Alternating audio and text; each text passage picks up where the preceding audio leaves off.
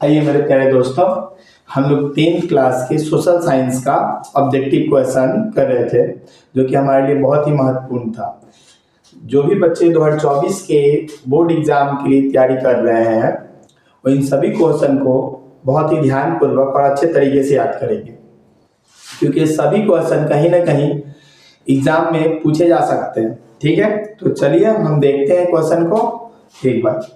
हम लोगों ने इससे पहले 50 क्वेश्चन को कर लिया है, आज फिर 25 क्वेश्चन को करेंगे और अच्छे तरीके से करेंगे।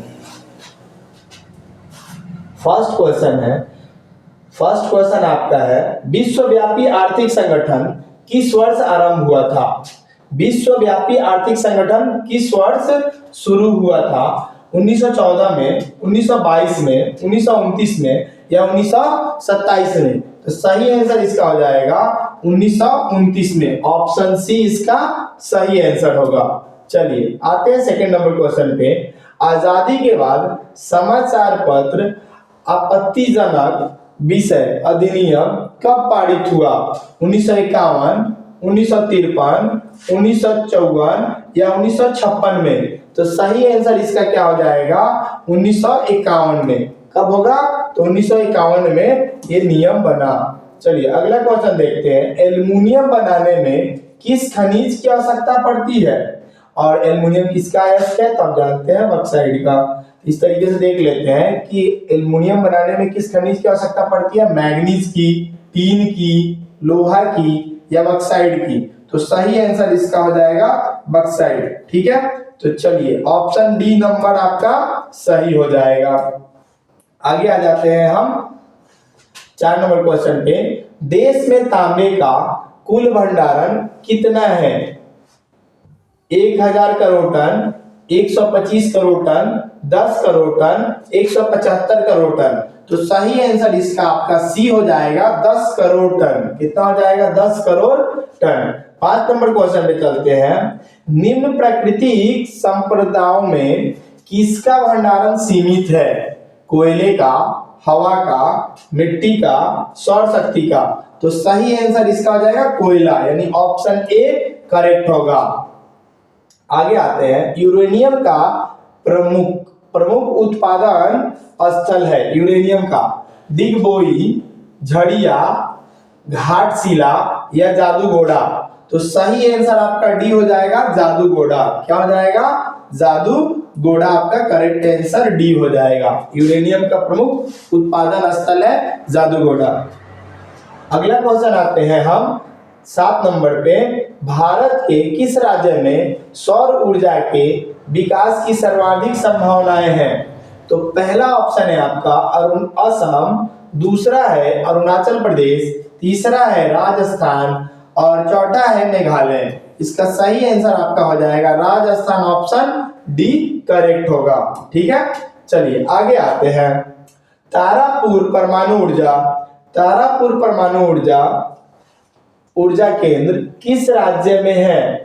मध्य प्रदेश, गुजरात, छत्तीसगढ़ या महाराष्ट्र? सही आंसर इसका क्या हो जाएगा? तारापुर। कहाँ पे है? तो तारापुर में है। कहाँ पे है? तारापुर में है। बात समझ में आ गया? कहाँ पे है? तारापुर में। चलिए आगे हम लोग देख लेते हैं 9 नंबर। भारत में सर्वाधिक क्षेत्र पर किस मिट्टी का विस्तार है? भारत में सर्वाधिक क्षेत्र पर किस मिट्टी का विस्तार है? जलोढ़ मिट्टी, काली मिट्टी, पर्वतीय मिट्टी, लेटेराइट मिट्टी? सही आंसर इसका क्या हो जाएगा? तो ऑप्शन ए जलोढ़ मिट्टी। ठीक है, चलिए अगला नंबर क्वेश्चन आते हैं। किसका कथन है संसाधन होते नहीं बनते हैं? किसका कथन है संसाधन होते नहीं बनते हैं? Zimmerman, Malthus, Darwin, Eratosthenes? तो सही आंसर हो जाएगा जिमरमैन का, यानी ऑप्शन ए आपका सही हो जाएगा। जिमरमैन, ऑप्शन ए करेक्ट हो जाएगा। चलिए कोसी नदी घाटी परियोजना का आरंभ कब हुआ? 1950, 1948, 1932 या 1955? तो सही आंसर इसका हो जाएगा 1955। ऑप्शन डी आपका करेक्ट माना जाएगा। आगे आते हैं, कुशेश्वर स्थान किस जिला में स्थित है? कुशेश्वर वैशाली में, दरभंगा में, बेगूसराय में, भागलपुर में। तो आपका सही आंसर हो जाएगा दरभंगा में। ठीक है, चलिए आगे आते हैं। बिहार में संपूर्ण क्रांति का नेतृत्व निम्नलिखित में से किसने किया था? मोरारजी देसाई, नीतीश कुमार, इंदिरा गांधी, जयप्रकाश नारायण, यानी ऑप्शन डी आपका सही माना जाएगा। आते हैं 14 नंबर। नरेगा एक कार्यक्रम है। नरेगा कैसा कार्यक्रम है? राष्ट्रीय स्तर का, प्रांतीय स्तर का, विश्व स्तर का या कोई नहीं? तो सही आंसर इसका हो जाएगा राष्ट्रीय स्तर का।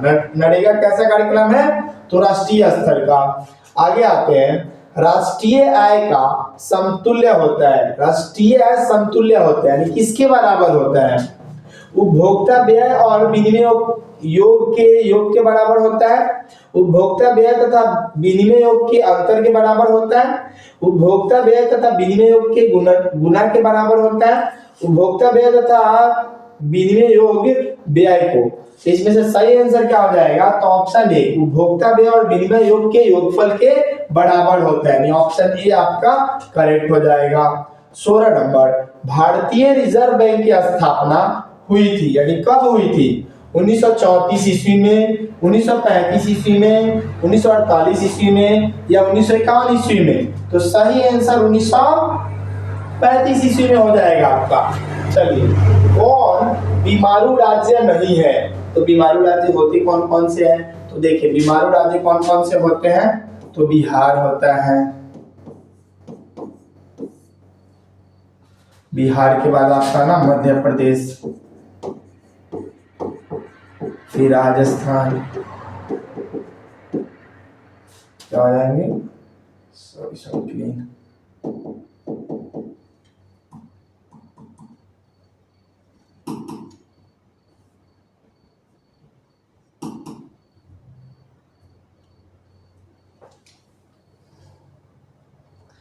बिहार, बिहार के बाद हम क्या करते हैं? राजस्थान, राजस्थान के बाद उड़ीसा कर लेते हैं, और एक और है मध्य प्रदेश। देखिए, चारों ऑप्शन है, इन्हीं को हम बीमारू राज्य करते हैं। ठीक है ना, बिहार, राजस्थान, उड़ीसा और मध्य प्रदेश को। इनको छोड़ के कौन से है? तो कर्नाटक। तो कर्नाटक इनमें से बीमारू राज्य के अंतर्गत नहीं आते हैं, जो कि हमारा ऑप्शन सही हो जाए, क्योंकि क्वेश्चन पूछा गया है कौन बीमारू राज्य नहीं है। तो ये तीनों के तीनों बीमारू राज्य है, बिहार भी है, मध्य प्रदेश भी है और उड़ीसा भी है। कौन बीमारू राज्य के अंतर्गत नहीं आता है? तो कर्नाटक, यानी ऑप्शन आपका सी सही हो जाएगा। बीमारू राज्य में से कौन नहीं है? तो ऑप्शन सी कर्नाटक। ठीक है, चलिए आगे आते हैं 18 नंबर क्वेश्चन पे, कि इनमें से पिछड़ा राज्य किसे कहते हैं? पिछड़ा राज्य किसे कहते हैं? पंजाब को, केरल को, बिहार को कि दिल्ली को?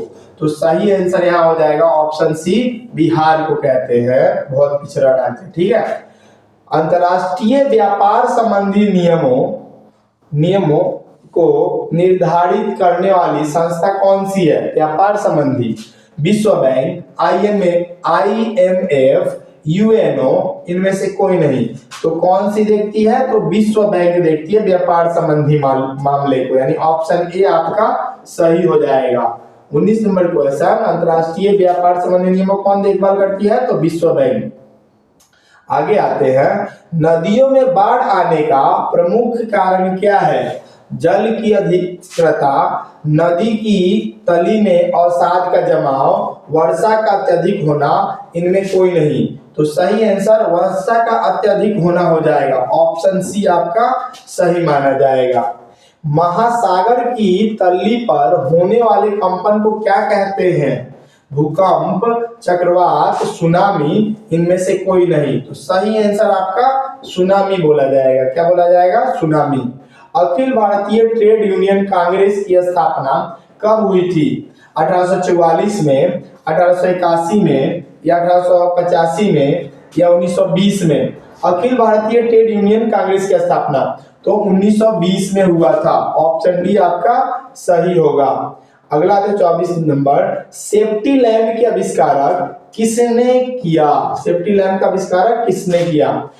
जेम्स हार्गिव्स, जॉन के, कॉम्पटन, हम्फ्री डेवी। तो ऑप्शन डी आपका सही होगा, हम्फ्री डेवी, ये सेफ्टी लैंप के आविष्कारक थे। जमशेदजी टाटा ने आयरन एंड स्टील कंपनी की स्थापना कब की? 1854 में, 1907 में, 1915 में, 1923 में। तो हमने पिछले वीडियो में भी इस क्वेश्चन को जिक्र करा रखा था 1907 में, यानी ऑप्शन बी आपका सही होगा। अगला आते हैं, इंग्लैंड में सभी स्त्री और पुरुषों को वयस्क मताधिकार